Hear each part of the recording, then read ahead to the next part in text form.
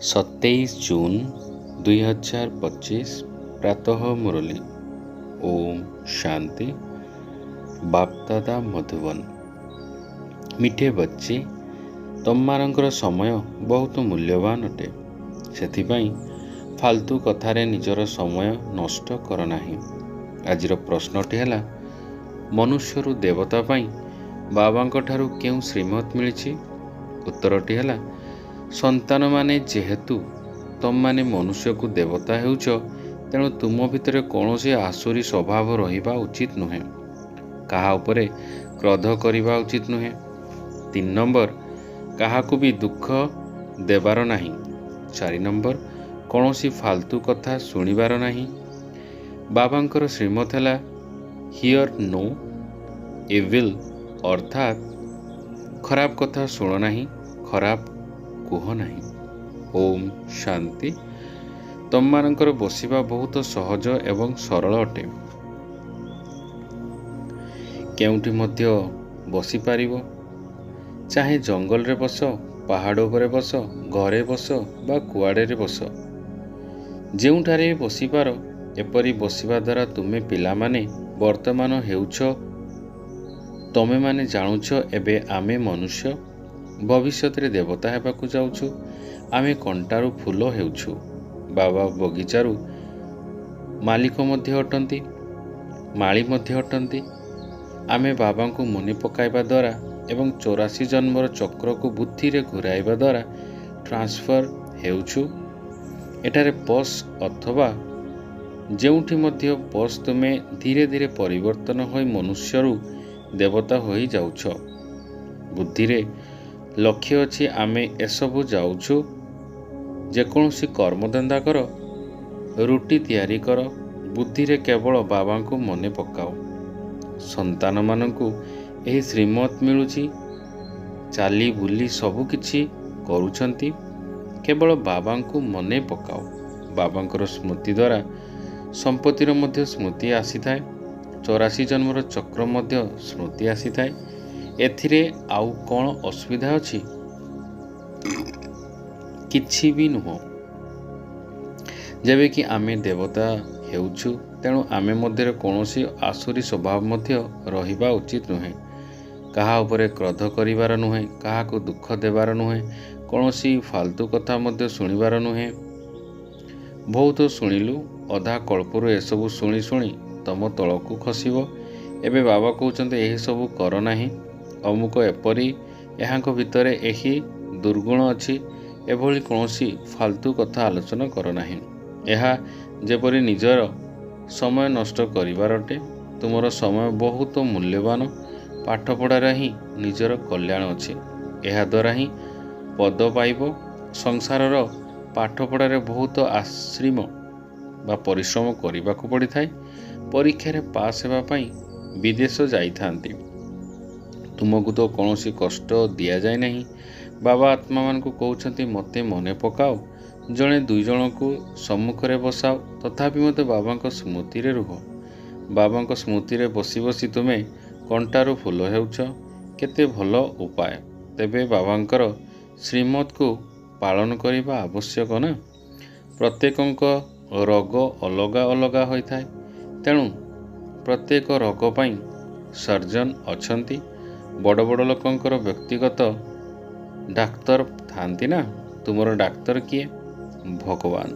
से होउचंती अविनाशी सर्जन। कहउचंती, मु तुमको अधा कल्प पाई निरोग करूची, केवल मते मने पकाओ, तेबे तुमर विकर्म विनाश होई जिवो। तुमे 21 जन्म पाई निरोगी होई जिवो। एकथा गंठी बांधी देबार अछि। बाबांको स्मृति द्वारा ही समय निरोगी होई जिवो। पुणी 21 जन्म पाई कौनसी भी रोग हेबो नाही। आत्मा तो अविनाशी अटे, शरीर ही रोगी होई थाए, किंतु कष्ट आत्मा तो भोगी थाए ना।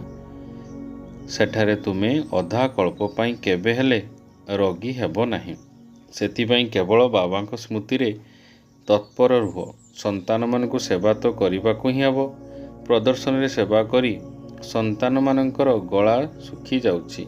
केतक संतान पुणी भावुचंती आमे सेवा करी बाबांको पाखकु चाली जीवो। ଏହା ମଧ୍ୟ ସେବା କରିବାର ଭଲ ଉପାୟ ଅଟେ। ପ୍ରଦର୍ଶନରେ ମଧ୍ୟ ସନ୍ତାନମାନଙ୍କୁ ବୁଝାଇବାକୁ ହେବ। ପ୍ରଦର୍ଶନରେ ପ୍ରଥମେ ଏହି ଲକ୍ଷ୍ମୀ ନାରାୟଣଙ୍କର ଚିତ୍ର ଦେଖାଇବା ଦରକାର। ଏହା ନମ୍ବର 1 ଚିତ୍ର ଅଟେ। ଭାରତରେ ଆଜିଠାରୁ 5000 ବର୍ଷ ପୂର୍ବରୁ ନିଶ୍ଚିତ ଭାବରେ ଏମାନଙ୍କର ରାଜ୍ୟ ଥିଲା। ଅମାପ ଧନ ସମ୍ପତ୍ତି ଥିଲା, ପବିତ୍ରତା, ସୁଖ, ଶାନ୍ତି ସବୁ କିଛି ଥିଲା।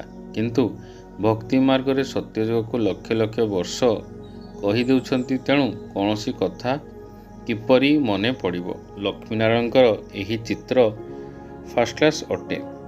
ସତ୍ୟଯୁଗରେ 1250 ବର୍ଷ ଏହି ରାଜବଂଶ ରାଜ୍ୟ କରିଥିଲେ। ଆଗରୁ ତୁମେ କ'ଣ ଏକଥା ଜାଣିନଥିଲ?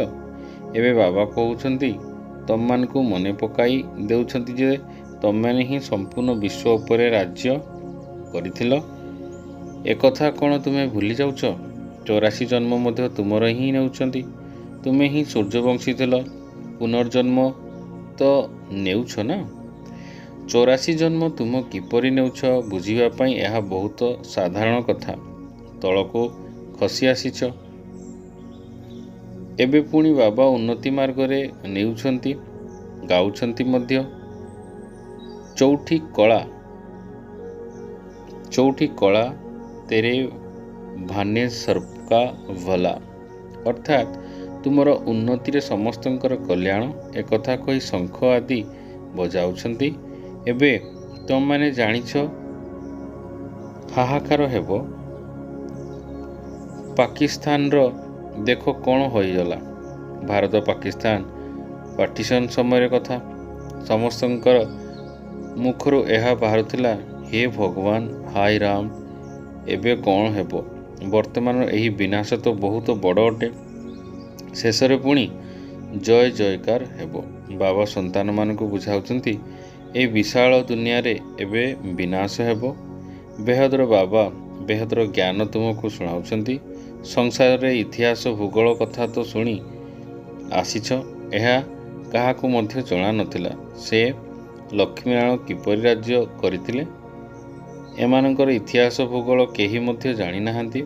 ତୁମେ ଭଲ ଭାବରେ ଜାଣିଛ। ଆମେ ଏତେ ଜନ୍ମ ରାଜ୍ୟ କଲେ ପୁଣି ଦ୍ୱାପର ଯୁଗକୁ ଏହି ସବୁ ଧର୍ମ ହେବ। ଏହାକୁ କୁହାଯାଏ ଆଧ୍ୟାତ୍ମିକ ଜ୍ଞାନ, ଯାହା ଆତ୍ମିକ ପିତା ସନ୍ତାନମାନଙ୍କୁ ଦେଉଛନ୍ତି। ସେଠାରେ ତ ମନୁଷ୍ୟମାନଙ୍କୁ ପଢ଼ାଉଛନ୍ତି। ଏଠାରେ ଆତ୍ମାମାନଙ୍କୁ ପରମାତ୍ମା ନିଜ ଭଳି କରାଉଛନ୍ତି। ଶିକ୍ଷକ ନିଜ ଭଳି କରାଇବେ ନା। ବାବା କହୁଛନ୍ତି, ମୁଁ ତୁମକୁ ନିଜଠାରୁ ମଧ୍ୟ ଉଚ୍ଚ 2 ମୁକୁଟଧାରୀ କରାଉଛି। ଆଲୋକର ମୁକୁଟ ଅର୍ଥାତ୍ ପ୍ରଭା ମଣ୍ଡଳୀ ବାବାଙ୍କୁ ମନେ ପକାଇବା ଦ୍ୱାରା ମିଳିଥାଏ ଏବଂ 84ର ଚକ୍ରକୁ ଜାଣିବା ଦ୍ୱାରା ତୁମେ ଚକ୍ରବର୍ତ୍ତୀ ରାଜା ହେଉଛ, ଅର୍ଥାତ୍ ରାଜମୁକୁଟ ମିଳୁଛି।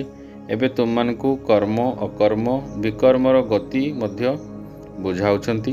ସତ୍ୟଯୁଗରେ କର୍ମ ଅକର୍ମ ହୋଇଥାଏ। ରାବଣ ରାଜ୍ୟରେ ହିଁ କର୍ମ ବିକର୍ମ ହୁଏ। ସିଡ଼ି ତଳକୁ ଖସି ଆସିଥାନ୍ତି। କଳା କମ୍ ହୋଇ ତଳକୁ ଖସିବାକୁ ହିଁ ହେବ। କେତେ ଛି ନିକୃଷ୍ଟ ହୋଇଯାଉଛନ୍ତି। ପୁଣି ବାବା ଆସି ଭକ୍ତମାନଙ୍କୁ ଫଳ ଦେଖାଉଛନ୍ତି। ଦୁନିଆରେ ଭକ୍ତ ତ ସମସ୍ତେ ଅଛନ୍ତି। ସତ୍ୟଯୁଗରେ କେହି ଭକ୍ତ ହୁଅନ୍ତି ନାହିଁ। ଏହିଠାରେ ହିଁ ଭକ୍ତି ମାର୍ଗ ରହିଛି। ସତ୍ୟଯୁଗରେ ତ ଜ୍ଞାନର ପ୍ରାରବ୍ଧ ଥାଏ। ଏବେ ତୁମେ ଜାଣୁଛ ଆମେ ବାବାଙ୍କ ଠାରୁ ବେହଦ ପ୍ରାରବ୍ଧ ନେଉଛୁ। କାହାକୁ ମଧ୍ୟ ପ୍ରଥମେ ଏହି ଲକ୍ଷ୍ମୀନାରାୟଣ ଚିତ୍ର ବିଷୟରେ ବୁଝାଉ। ଆଜିଠାରୁ 5000 ବର୍ଷ ପୂର୍ବେ ଏମାନଙ୍କର ରାଜ୍ୟ ଥିଲା। ବିଶ୍ୱରେ ସୁଖ, ଶାନ୍ତି, ପବିତ୍ରତା ସବୁ ଥିଲା। ଆଉ କୌଣସି ଧର୍ମ ନଥିଲା। ଏବେ ତ ଅନେକ ଧର୍ମ ରହିଛି। ସେହି ପ୍ରଥମ ଧର୍ମ ହିଁ ନାହିଁ। ତେଣୁ ଏହି ଧର୍ମକୁ ନିଶ୍ଚିତ ପୁନଃ ଆସିବାକୁ ହେବ। ଏବେ ବାବା କେତେ ସ୍ନେହର ସହିତ ପ୍ରକାଶ କରୁଛନ୍ତି ଆଉ ପଢ଼ାଉଛନ୍ତି ମଧ୍ୟ। ଏଠାରେ କୌଣସି ଲଢ଼େଇର କଥା ନାହିଁ। ଭିକାରୀ ଭଳି ସିଧା ସାଧା ଜୀବନ ଅଟେ। ଅନ୍ୟର ରାଜ୍ୟ ଅଟେ। ନିଜର ସବୁ କିଛି ଗୁପ୍ତ ଅଟେ। ବାବା ମଧ୍ୟ ଗୁପ୍ତରେ ଆସିଛନ୍ତି। ଆତ୍ମାମାନଙ୍କୁ ବସି ବୁଝାଉଛନ୍ତି, ଆତ୍ମା ହିଁ ସବୁ କିଛି କରୁଛି। ଶରୀର ଦ୍ୱାରା ଅଭିନୟ କରୁଛି। ଆତ୍ମା ଏବେ ଦେହ ଅଭିମାନୀ ହୋଇଯାଉଛି। ଏବେ ବାବା କହୁଛନ୍ତି, ଦେହୀ ଅଭିମାନୀ ହୁଅ। ବାବା ଅନ୍ୟ କୌଣସି କଷ୍ଟ ଦେଉନାହାନ୍ତି। ବାବା ଯେତେ ଗୁପ୍ତ ରୂପରେ ଆସୁଛନ୍ତି ତେବେ ତୁମମାନଙ୍କୁ ଗୁପ୍ତ ଦାନରେ ବିଶ୍ୱର ବାଦଶାହୀ ଦେଉଛନ୍ତି। ତୁମର ସବୁକିଛି ଗୁପ୍ତ ଅଟେ। ସେଥିପାଇଁ ରୀତି ଅନୁସାରେ କନ୍ୟାକୁ ଯେତେ ବା ଯେବେ ଯୌତୁକ ଦେଉଛନ୍ତି ଗୁପ୍ତରେ ଦେଉଛନ୍ତି। ବାସ୍ତବରେ ଗାୟନ କରାଯାଏ, ଗୁପ୍ତ ଦାନ ମନୁଷ୍ୟ ମହାପୁଣ୍ୟ କରିଥାଏ। 2-4 ଜଣଙ୍କୁ ଜଣାପଡ଼ିଲେ ମଧ୍ୟ ଦାନର ଶକ୍ତି କମିଯାଏ। ବାବା କହୁଛନ୍ତି, ସନ୍ତାନମାନେ ତୁମେ ପ୍ରଦର୍ଶନୀରେ ପ୍ରଥମ ଏହି ଲକ୍ଷ୍ମୀନାରାୟଣଙ୍କ ଚିତ୍ର ବିଷୟରେ ସମସ୍ତଙ୍କୁ ବୁଝାଅ। ତୁମେ ଜାଣିଛ ନା, ବିଶ୍ୱରେ ଶାନ୍ତି ହଉ, କିନ୍ତୁ ତାହା କେବେ ଥିଲା ଏହା କାହାର ବୁଦ୍ଧିରେ ନାହିଁ। ଏବେ ତୁମେ ଜାଣୁଛ, ସତ୍ୟଯୁଗରେ ପବିତ୍ରତା, ସୁଖ, ଶାନ୍ତି ସବୁ ଥିଲା। କେହି ଶରୀର ତ୍ୟାଗ କଲେ କହିଦେଉଛନ୍ତି ଅମୁକ ସ୍ୱର୍ଗବାସୀ ହେଲା, କିନ୍ତୁ କିଛି ବୁଝୁ ନାହାନ୍ତି। ଯାହାକୁ ଯାହା ଆସୁଛନ୍ତି କହି ଦେଉଛନ୍ତି, ଅର୍ଥ କିଛି ନାହିଁ। ଏହା ହେଉଛି ଡ୍ରାମା। ମିଠା ମିଠା ଶିକଲବ୍ଧି ସନ୍ତାନମାନେ, ବୁଦ୍ଧିରେ ଜ୍ଞାନ ଅଛି ଯେ ଆମେ 84 ଜନ୍ମର ଚକ୍ର ଲଗାଉଛୁ। ଏବେ ବାବା କହୁଛନ୍ତି, ପତିତ ଦୁନିଆକୁ ପାବନ ଦୁନିଆକୁ ନେଇଯିବା ପାଇଁ ବାବାଙ୍କର ସ୍ମୃତିରେ ରହି ଟ୍ରାନ୍ସଫର ପରିବର୍ତ୍ତନ ଚଲାଉଛନ୍ତି। ଆମେ କଣ୍ଟାରୁ ଫୁଲ ହେଉଛୁ, ପୁଣି ଆମେ ଚକ୍ରବର୍ତ୍ତୀ ରାଜା ହେଉଛୁ। ରାଜ୍ୟ ପଦରେ ଦାତା ବାବା ଅଟନ୍ତି। ସେହି ପରମାତ୍ମା ତ ସର୍ବଦା ପବିତ୍ର ଅଟନ୍ତି। ସେ ହିଁ ଆସୁଛନ୍ତି ପବିତ୍ର କରିବା ପାଇଁ। ସତ୍ୟଯୁଗରେ ଆମେ ବହୁତ ସୁନ୍ଦର ହୋଇଯିବୁ। ସେଠାରେ ସ୍ୱାଭାବିକ ସୁନ୍ଦରତା ରହିଛି। ଆଜିକାଲି ତ କୃତ୍ରିମ ସାଜସଜ୍ଜା କରୁଛନ୍ତି। କ'ଣ କ'ଣ ଫ୍ୟାସନ୍ ବାହାରିଗଲି। କିଛି ପ୍ରକାର ଡ୍ରେସ୍ ପିନ୍ଧୁଛନ୍ତି। ଆଗେ ମହିଳାମାନେ କାହାର ନଜର ନ ପଡ଼ିବା ପାଇଁ ପ୍ରାୟ ପର୍ଦ୍ଦା ଭିତରେ ହିଁ ରହୁଥିଲେ। ଏବେ ତ ଆହୁରି ଖୋଲା କରି ସ୍ୱଚ୍ଛନ୍ଦ ହୋଇ ବସ୍ତ୍ର ପିନ୍ଧୁଛନ୍ତି। ସେଥିପାଇଁ ସବୁଆଡ଼େ କୁକର୍ମ ବଢ଼ିଲାଣି। ବାବା କହୁଛନ୍ତି, ହିୟର ନୋ ଇଭିଲ୍, ଅର୍ଥାତ୍ ଖରାପ କଥା ଶୁଣ ନାହିଁ। ରାଜାଙ୍କ ପାଖରେ କ୍ଷମତା ଥାଏ। ଈଶ୍ୱର ଅର୍ଥେ ଦାନ କରିଥାନ୍ତି, ତେଣୁ ସେଥିରେ ଶକ୍ତି ରହିଥାଏ। ଏଠାରେ ତ କାହା ପାଖରେ ଶକ୍ତି ନାହିଁ। ଯାହାକୁ ଯାହା ଆସିଲା କରି ଚାଲିଛନ୍ତି। ମନୁଷ୍ୟ ବହୁତ ଖରାପ ହୋଇଯାଇଛନ୍ତି। ତୁମେ ବହୁତ ଭାଗ୍ୟଶାଳୀ ଅଟ, କାରଣ ନାଉରିଆ ତୁମର ହାତ ଧରିଛନ୍ତି। ତୁମେ ହିଁ କଳ୍ପ ନିଷ୍ପତ୍ତି ନେଉଛ। ତୁମେ ଜାଣିଛ, ପ୍ରଥମେ ମୁଖ୍ୟ ହେଉଛି ଦେହ ଅଭିମାନୀ, ତାପରେ ହିଁ ସବୁ ଭୂତ ଆସୁଛନ୍ତି। ପରିଶ୍ରମ କରିବାକୁ ହେବ। ନିଜକୁ ଆତ୍ମା ଭାବି ବାବାଙ୍କୁ ମନେ ପକାଅ। ଏହା କୌଣସି କଡ଼ା ଔଷଧ ନୁହେଁ। କେବଳ କହୁଛନ୍ତି ନିଜକୁ ଆତ୍ମା ଭାବି ବାବାଙ୍କୁ ମନେ ପକାଅ। ବାବାଙ୍କ ସ୍ମୃତିରେ ଯେତେ ଦୂର ଚାଲି ଗଲ ମଧ୍ୟ କେବେ ଗୋଡ଼ ଥକିବ ନାହିଁ, ବରଂ ହାଲକା ହୋଇଯିବ। ବହୁତ ସହଯୋଗ ମିଳିବ। ତମେ ମାଷ୍ଟର ସର୍ବଶକ୍ତିମାନ ହୋଇଯାଉଛ। ତୁମେ ଜାଣିଛ, ଆମେ ବିଶ୍ୱର ମାଲିକ ହେଉଛୁ। ବାବାଙ୍କ ପାଖରେ ଆସୁଛୁ। ଆମେ କୌଣସି କଷ୍ଟ ଦେଉନାହାନ୍ତି। କେବଳ ସନ୍ତାନମାନଙ୍କୁ କହୁଛନ୍ତି, ଖରାପ କଥା ଶୁଣ ନାହିଁ। ଯେଉଁମାନେ ସେବାଯୋଗ୍ୟ ସନ୍ତାନ, ତାଙ୍କ ମୁଖରୁ ସର୍ବଦା ଜ୍ଞାନ ରତ୍ନ ବାହାରିଛି। ଜ୍ଞାନର କଥା ବ୍ୟତୀତ ଆଉ କୌଣସି କଥା ମୁଖରୁ ବାହାରିବ ନାହିଁ। ତୁମମାନଙ୍କୁ ବାହ୍ୟ ପରଚର୍ଚ୍ଚାର କଥା କେବେ ଶୁଣିବାର ନାହିଁ। ସେବାଧାରୀଙ୍କ ମୁଖରୁ ସର୍ବଦା ରତ୍ନ ହିଁ ବାହାରିଥାଏ। ଜ୍ଞାନର କଥା ବ୍ୟତୀତ ବାକି ସବୁ ହେଉଛି ପଥର ମାରିବା ସହ ସମାନ। ପଥର ମାରୁନାହାନ୍ତି ତ ନିଶ୍ଚୟ ଜ୍ଞାନ ରତ୍ନ ଦେଉଛନ୍ତି। ହୁଏତ ପଥର ମାରିବା କିମ୍ବା ଅବିନାଶୀ ଜ୍ଞାନରତ୍ନ ଦାନ କରିବା। ଜ୍ଞାନରତ୍ନର ମୂଲ୍ୟ ଅତୁଳନୀୟ। ବାବା ଆସି ତୁମକୁ ଜ୍ଞାନରତ୍ନ ଦେଉଛନ୍ତି। ସନ୍ତାନମାନେ ଜାଣିଛନ୍ତି, ବାବା ବହୁତ ମିଠା ଅଟନ୍ତି। ଅଧା କଳ୍ପ ଗାୟନ କରିସାରିଲେ ତୁମ ମିଠା କିନ୍ତୁ ଅର୍ଥ କରି ବୁଝୁ ନଥିଲେ। ଶୁଆ ଭଳି କେବଳ ଗାଉଥିଲେ। ତମମାନେ କେତେ ଖୁସି ହେବା ଦରକାର। ବାବା ଆମକୁ ବେହାଦର ସମ୍ପତ୍ତି ଦେଇ ବିଶ୍ୱର ବାଦଶାହୀ ଦେଉଛନ୍ତି। 5000 ବର୍ଷ ପୂର୍ବରୁ ଆମେ ବିଶ୍ୱର ମାଲିକ ହୋଇଥିଲେ। ଏବେ ଚାହୁଁଛୁ, ଏବେ ନୁହେଁ, ପୁଣି ନୁହେଁ, ହେବୁ କେବେ? ଶିବବାବା ବ୍ରହ୍ମାଙ୍କ ଦ୍ୱାରା ସମ୍ପତ୍ତି ଦେଉଛନ୍ତି। ବ୍ରାହ୍ମଣ କୁଳ ବରଦାନ ନା? ଭାଗୀରଥ କହିବା ଦ୍ୱାରା ମଧ୍ୟ ବୁଝିପାରିଲେ ନାହିଁ। ସେଥିପାଇଁ ବ୍ରହ୍ମା ଏବଂ ତାଙ୍କର ବ୍ରାହ୍ମଣ କୁଳ ରହିଛି। ବ୍ରହ୍ମାଙ୍କ ଶରୀରରେ ବାବା ପ୍ରବେଶ କରିଥାନ୍ତି। ସେଥିପାଇଁ ତାଙ୍କୁ ଭାଗୀରଥ କୁହାଯାଉଛି। ବ୍ରହ୍ମାଙ୍କର ସନ୍ତାନ ବ୍ରାହ୍ମଣ ଅଟନ୍ତି। ବ୍ରାହ୍ମଣ ହେଉଛନ୍ତି ଚୁଟି ଅର୍ଥାତ୍ ସର୍ବୋଚ୍ଚ। ବିରାଟ ରୂପ ମଧ୍ୟ ଏହିପରି ଅଟେ। ଉପର ବାବା ଉପରେ ସଙ୍ଗମଯୋଗୀ ବ୍ରାହ୍ମଣ କେଉଁଠାରେ ବି ଈଶ୍ୱରଙ୍କ ସନ୍ତାନ ହେଉଛନ୍ତି। ତମେ ଜାଣିଛ ଏବେ ଆମେ ଈଶ୍ୱରୀୟ ସନ୍ତାନ ଅଟୁ, ପୁଣି ଦୈବୀ ସନ୍ତାନ ଅଟନ୍ତି। କାହିଁକି ନା ଏମାନଙ୍କ ଭିତରେ ଜ୍ଞାନ ନାହିଁ। ବ୍ରହ୍ମା ବାବାଙ୍କ ଠାରେ ଜ୍ଞାନ ଅଛି, କିନ୍ତୁ ଲକ୍ଷ୍ମୀନାରାୟଣଙ୍କୁ ଅଜ୍ଞାନୀ କୁହାଯାଉ ବା କୁହାଯିବ ନାହିଁ, କାରଣ ଏମାନେ ଜ୍ଞାନ ଦ୍ୱାରା ଏହି ପଦ ପାଉଛନ୍ତି। ତୁମେ ବ୍ରାହ୍ମଣ, କେତେ ଉଚ୍ଚ ପଦ, ପୁଣି ଦେବତା ହେବା ପରେ ତ କିଛି ବି ଜ୍ଞାନ ରହୁନାହିଁ। ଏମାନଙ୍କ ମଧ୍ୟରେ ଜ୍ଞାନ ଥିଲେ ଦୈବୀ ବଂଶରେ ପରମ୍ପରାରୁ ଚାଲି ଆସିଥାନ୍ତି। ମିଠା ମିଠା ଶିକ୍ଳଦେଶ ସନ୍ତାନମାନଙ୍କୁ ବାବା ସମସ୍ତେ ରହସ୍ୟ, ସମସ୍ତ ଉପାୟ ବତାଉଛନ୍ତି। ଟ୍ରେନରେ ବସି ମଧ୍ୟ ତୁମେ ସେବା କରିପାରିବ। ଗୋଟିଏ ଚିତ୍ର ବିଷୟରେ ବି ପରସ୍ପର ଭିତରେ ବସି କଥା ହେଲେ ବହୁତ ଆସି ଏକାଠି ହୋଇଯିବେ। ସେଇମାନେ ଏହି କୂଳର ଆସିଥିଲେ, ସେମାନଙ୍କୁ ଭଲ ଭାବରେ ଧାରଣା କରି ପ୍ରଜା ହୋଇଯିବେ ସେଠାରେ। ସେଥିପାଇଁ ତ ବହୁତ ଭଲ ଭଲ ଚିତ୍ର ରହିଛି। ଆମେ ଭାରତବାସୀ ପ୍ରଥମେ ଦେବୀ ଦେବତା ଥିଲେ, ଏବେ ତ କିଛି ନୁହଁ। ପୁଣି ଇତିହାସରେ ପୁନରାବୃତ୍ତି ହେଉଛି। ମଝିରେ ଏହା ହେଉଛି ସଙ୍ଗମ ଯୁଗ, ଯେଉଁ ସମୟରେ ତୁମମାନେ ପୁରୁଷୋତ୍ତମ ହେଉଛ। ଆଚ୍ଛା, ମିଠା ମିଠା ଶିକ୍ଳଦେଶ ସନ୍ତାନମାନଙ୍କ ପ୍ରତି ମାତାପିତା ବାପଦାଦାଙ୍କର ମଧୁର ସ୍ନେହ ସମ୍ପନ୍ନ ଶୁଭେଚ୍ଛା ଏବଂ ସୁପ୍ରଭାତ। ଆତ୍ମିକ ପିତାଙ୍କର ଆତ୍ମିକ ସନ୍ତାନମାନଙ୍କୁ ନମସ୍ତେ। ଧାରଣ ପାଇଁ ମୁଖ୍ୟ ସାର 1 ନମ୍ବର, ଜ୍ଞାନର କଥା ବ୍ୟତୀତ ଆଉ କୌଣସି କଥା ମୁଖରେ ଧରିବା ନାହିଁ। ପରଚର୍ଚ୍ଚାର କଥା କେବେ ବି ଶୁଣିବାର ନାହିଁ। ମୁଖରୁ ସର୍ବଦା ରତ୍ନ ବାହାରୁଥିବା ପଥର ନୁହେଁ।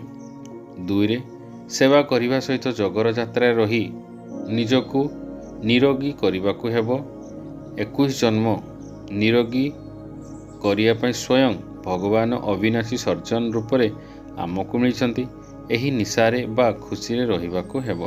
ଆଜିର ବରଦାନଟି ହେଲା, ପ୍ରତ୍ୟେକ କର୍ମରେ ପିତାଙ୍କୁ ଅନୁକରଣ କରି ସ୍ନେହର ପ୍ରତିଦାନ ହେଉଥିବା ତୀବ୍ର ପୁରୁଷାର୍ଥ ଭବ। ଯାହା ପ୍ରତି ସ୍ନେହ ଥାଏ ତାଙ୍କୁ ଅନୁକରଣ କରିବା ଆପେ ଆପେ ହୋଇଯାଏ। ତେଣୁ ସର୍ବଦା ମନେ ରହୁ ଯେ ମୁଁ ଯେଉଁ କର୍ମ କରୁଛି ଏହା ବ୍ରହ୍ମା ବାବାଙ୍କର କର୍ମ ଭଳି ଅଟେ ତ? ଯଦି ନୁହେଁ କେବେ ବନ୍ଦ କରିଦିଅ। ନିଜର ପିତାଙ୍କୁ କପି କରି ତାଙ୍କ ସମାନ ହୋଇଯାଅ। କପି କରିବା ପାଇଁ ଯେପରି କାର୍ବନ ପେପର ଅର୍ଥାତ୍ କଳା କାଗଜ ବ୍ୟବହାର କରିଥାନ୍ତି, ସେହିପରି ତମମାନେ ମଧ୍ୟ ଧ୍ୟାନ ଦେବାର କଳା କାଗଜ ପକାଅ। ତେବେ କପି ହୋଇଯିବ। କାହିଁକି ନା ଏବେ ହିଁ ତୀବ୍ର ପୁରୁଷାର୍ଥ ହୋଇ ନିଜକୁ ସର୍ବଶକ୍ତିରେ ସମ୍ପନ୍ନ କରିବାର ସମୟ ଅଟେ। ଯଦି ନିଜକୁ ସମ୍ପନ୍ନ କରି ନ ପାରୁଛ, ତେବେ ସହଯୋଗ ନିଅ, ନଚେତ୍ ଆଉ କିଛି ସମୟ ପରେ ଅତି ବିଳମ୍ବ ହୋଇଯିବ। ଆଜିର ସ୍ଲୋଗାନଟି ହେଲା, ସନ୍ତୁଷ୍ଟତାର ଫଳ ପ୍ରସନ୍ନତା ଅଟେ। ପ୍ରସନ୍ନ ଚିତ୍ତ ହେବା ଦ୍ୱାରା ପ୍ରଶ୍ନ ସମାପ୍ତ ହୋଇଯିବ। ଓମ୍ ଶାନ୍ତି, ଓମ୍ ଶାନ୍ତି, ଓମ୍ ଶାନ୍ତି।